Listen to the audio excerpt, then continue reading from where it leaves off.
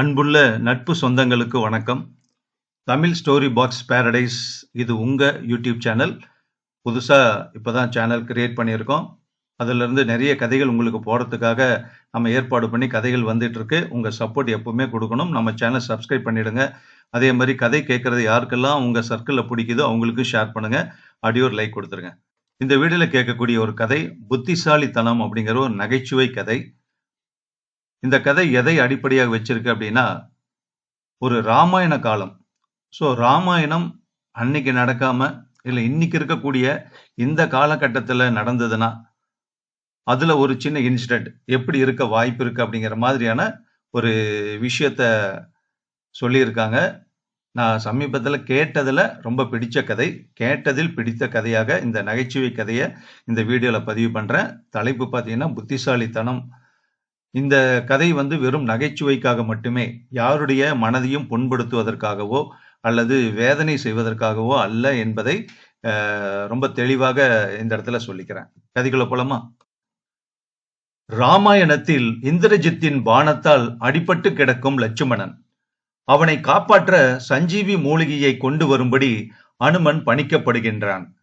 அனுமனும் சஞ்சீவி மூலிகையை தேடி தேடி சலித்து போய் சஞ்சீவி மலையையே பெயர்த்து எடுத்துக்கொண்டு வருகின்றான். லட்சுமணன் பிழைத்துக் கொள்கின்றான். யுத்தம் முடிகிறது. அனைவரும் அயோத்திக்கு திரும்புகின்றனர். அயோத்தி திரும்பிய அனுமன் சஞ்சீவி மூலிகையை கொண்டு வந்ததற்கான பயணப்படிக்கு விண்ணப்பிக்கிறார். ஆனால் அவரது பயணப்படி மறுக்கப்படுகிறது. அந்த அரசவையை சேர்ந்த அக்கவுண்டன்ட் சுட்டிக்காட்டிய விவரம் 1. அனுமன் சஞ்சீவி மூலிகையை கொண்டு வரும் பயணத்திற்கு முறைப்படி அயோத்தி அரசரது அனுமதியை பெறவில்லை. விவரம் 2. அனுமன் ஒரு 4th கிரேட் ஆபீசர். எனவே அவருக்கு வான்வழி பயணம் அனுமதி இல்லை. விவரம் 3. சஞ்சீவ பர்வதத்துடன் அனுமன் வந்தது excess luggage. Excess luggage is not allowed. மேற்கண்ட காரணங்களுக்காக அனுமனின் பயணப்படி மறுக்கப்படுகிறது என்று எழுதிய அக்கவுண்டன்டின் குறிப்பை படித்த அயோத்தி மன்னன் உடனே அனுமனை வரச் சொல்கிறார். அனுமனிடம் இது குறித்து சொல்ல அனுமனும் கவலை கொள்கிறார். அரசே, நீங்கள் இட்ட பணியை செய்யத்தானே பயணித்தேன் நான். அதற்கு கூட பயணப்படி கிடையாதா என புலம்பிய அனுமனை தேற்றிய ராமர் கோப்பில் ரீ எக்ஸாமின் என்று எழுதி அரண்மனை அக்கவுண்டன்ட்டுக்கு திருப்பி அனுப்புகிறார். கூடவே அனுமனுக்கு அக்கவுண்டன்ட்டை நேரில் ஒரு முறை சந்திக்கும்படியும் அறிவுறுத்துகிறார். கவலையுடன் சென்ற அனுமன் அக்கவுண்டன்ட்டிடம் சென்று பேசி பார்க்கிறார். ஆனால் பயணப்படி கிட்டுவதாக இல்லை. இறுதியில் அனுமன், இதோ பாருங்கள், இந்த பயணப்படியை நீங்கள் எனக்கு கிடைக்கும்படி செய்தாயானால் உனக்கு நான் அதில் 20% பங்களிக்கிறேன் என சொன்னவுடன் சற்று யோசித்த பிறகு, சரி நீ போ, உனது பயணப்படி உனக்கு விரைவில் கிடைக்கும் என்று பதில் வந்தது. அதன் பிறகு 2 நாளில் அனுமனின் பயணப்படி சாங்ஷன் ஆகி அவருக்கு கிடைத்தது. ஆச்சரியத்துடன் அனுமன் அந்த கோப்பை பார்த்தபோது அதே அக்கவுண்டன்ட் அவர் எழுப்பிய கொறிகளுக்கு அவரே கிளாரிபிகேஷன் எழுதி பயணப்படியை சாங்ஷன் செய்திருந்தார். அந்த கிளாரிபிகேஷன்ஸ் என்ன? கிளாரிபிகேஷன் 1.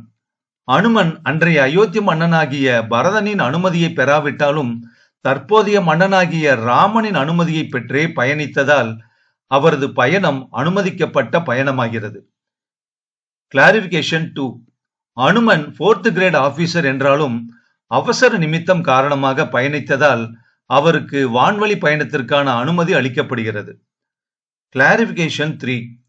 அனுமன் சஞ்சீவி மூலிகையை கொண்டு வர பயணித்தாலும் தவறான மூலிகையை கொண்டு வந்திருந்தால் மீண்டும் பயணிக்க வேண்டியிருக்கும். எனவே சஞ்சீவி மலையை கொண்டு வந்ததினால் மற்றொரு முறை செல்ல வேண்டிய அதிகப்படியான பயணமும் செலவும் மிச்சமாவதால் இந்த எக்ஸஸ் லக்கேஜ் அனுமதிக்கப்படுகிறது. சந்தர்ப்பமும் சூழ்நிலையும் ஒருவரை ஒரே விஷயத்தில் நல்லவராகவும் கெட்டவராகவும் காண்பிப்பது போல ஒரு செயலை சரி என்றோ தவறு என்றோ தீர்மானிக்க எப்படியும் முடியும் என்ற வாதத்தை போல தாங்கள் செய்திருந்தாலும் அது தவறு. எனது பயணப்படியை தாங்கள் ஒப்புதல் கொடுக்கும் விஷயத்தில் சரியாக இருந்தால் செய்வதோ இல்லாவிட்டால் மறுப்பதோ தாங்கள் செய்ய வேண்டுமே ஒழிய பங்களிப்பு பணத்திற்கு ஆசைப்பட்டு செய்வது தவறு என்று அனுமன் அக்கவுண்டன்ட் வசம் சுட்டிக்காட்ட அக்கவுண்டன்ட் அதற்கு இது எனது தவறுதான்.